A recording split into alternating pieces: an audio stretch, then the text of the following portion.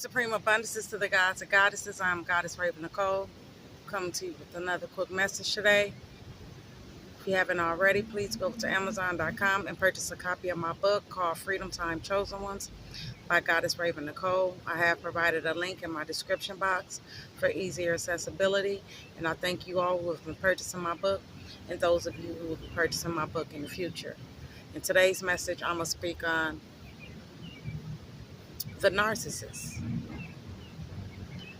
and how one time the narcissist tried to send the demon, I guess it was, that is attached to him onto me. Excuse that noise. Someone's riding a motorcycle through here and they finna come back through. Let's pause for a moment.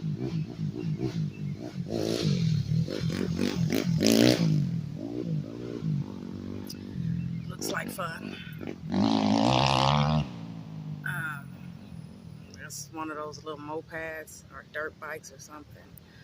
But yeah, the narcissist tried to I guess send that demonic entity that is attached to him to me. So one night I was asleep on the couch in the living room and it was real dark, you know. It was a little bit of light, I think, coming in from like the moonlight. But other than that, it was real dark. And I was laying on the couch and I kept hearing him call my name saying, Raven.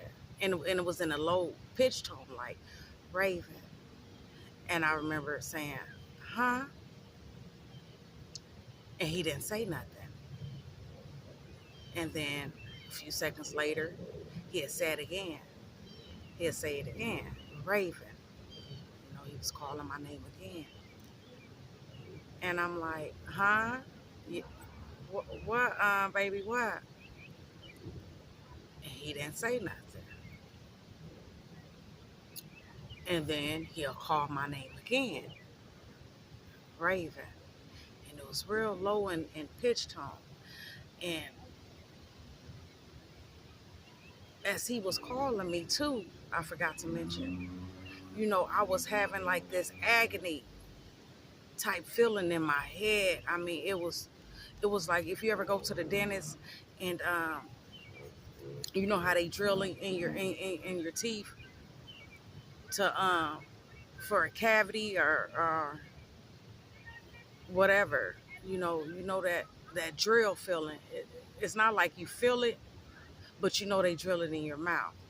But I felt the drilling in my head. I felt it at the crown of my chakra, you know, at the top of my head. And so I was already aggravated, and he's steady, you know, calling my name, and he's not saying nothing. So um, I remember when that pain was going through my head, and I was just like, oh my God, just, you know, just take me, because, you know, this pain is unbearable. You know, it felt real awful. But anyhow, so I looked over to see, like, when he called my name again, I looked over to see, you know, did I see him? And I didn't see him. But what I did see was a demon or something, you know, running towards me. And I'm laying on like the love seat. And I seen this little demon coming at me. It was like it had no lower part of the body. It was just like, what is it, the torso up? So it was just from the stomach up and the arms. And it was running real fast at me on his arms. And I think it's you know, it's a biology.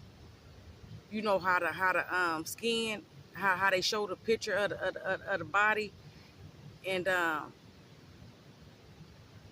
It might be anatomy.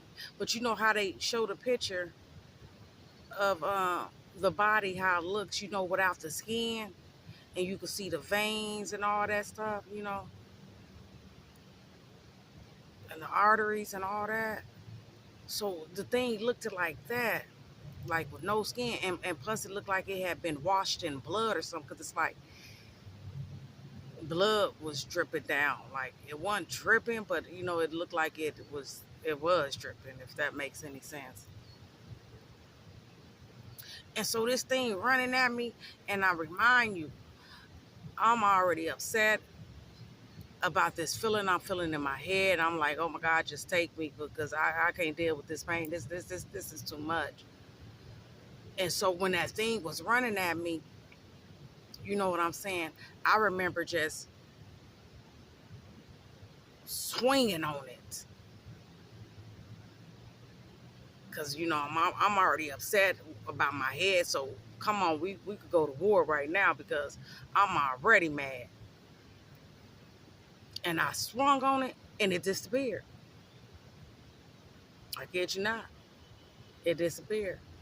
And I'm thinking, because I didn't fear it, because I was already upset about what was going on with my head, that, by me reacting the way I did, made it go away. And fear is false evidence appearing real. So I was ready, like, uh, what you want to do? So I swung on it, and the thing just disappeared. So I gets up, and I don't know if I mentioned, but I was like sort of asleep, but I was asleep, because like I told you, I was feeling that pain in my head, and that pain was real. So it was like I was in between conscious and unconsciousness. For the most part, I was conscious, and I heard him calling my name like that. So I jumps up and turn on the light. Why is he standing in the dining room? The dining room right next to the living room, standing up against my china cabinet, drunk, in the dark, standing there in the dark. And instantly, I get to cussing him out, because I already seen that you done sent this demon at me, because I heard you calling my name. You weren't saying nothing, and then all of a sudden, this thing was running towards me. And so I gets on him. I gets to yelling and cussing. And I also remember that I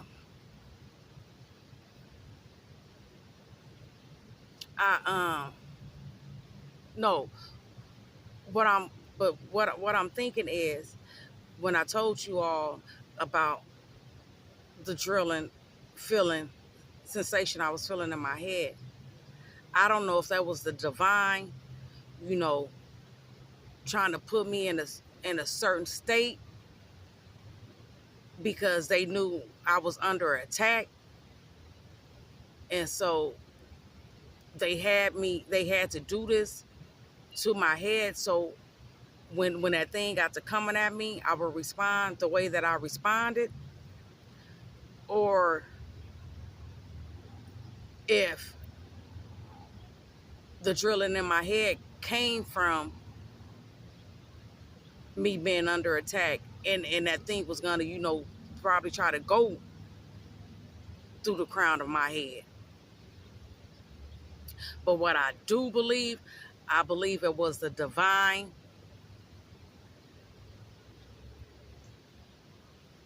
helping me, you know. So when he released that demon on me, that I would act the way that I did, and to keep from being, you know, that demon host, because I really believe that it was trying to he was trying to make me the demon host now or something. But whatever the case was, why that sensation feeling I was feeling in my head happened, it saved me. I do know that. So that's why I think it was the divine, putting me in a certain space. So like I said, so I could respond the way I responded. But anyhow, um, also I had remember like a couple weeks before that, the narcissist was on his narcissistic behavior, you know, on some real, you know, just, yeah, if you ever dealt with a narcissist, you know how they are. And I remember saying, and he was strong, and he was on his bull crap, and I remember yelling at him because he was doing something to me, and I remember like yelling like, "What do you want from me?" And do y'all know that this fool said, "I want your soul"? And instantly I responded, "Well, you can't have it. What you mean you want my soul? Well, you can't have it." So I really believe, like, I don't know if he was trying to sell my soul to that demon, and I don't know if that negative thing told him, like, I get out of you, get me into her, because I'm telling you, the way he was calling my name and not saying nothing, like he was, it was just some that wasn't right going on, you know. Y'all know those beta states and all those different stages of sleeping, REM sleep, and all that. Then, and like I said, I was sort of unconscious and conscious at the same time. So I don't know, but I don't know if he made some kind of deal with that entity, and it was in that entity and them. They came up with, well, you give me the her, and I'm a release from you. But whatever it was, it wasn't fit to happen, even though they tried it. And I think if I would have been fearful when I seen that thing running towards me, that it probably could have got me. But like I said, I was already upset about my head, so I'm ready. Like, what you want to do? But yeah, I remember that narcissist tried to send something at me. But I think that was it.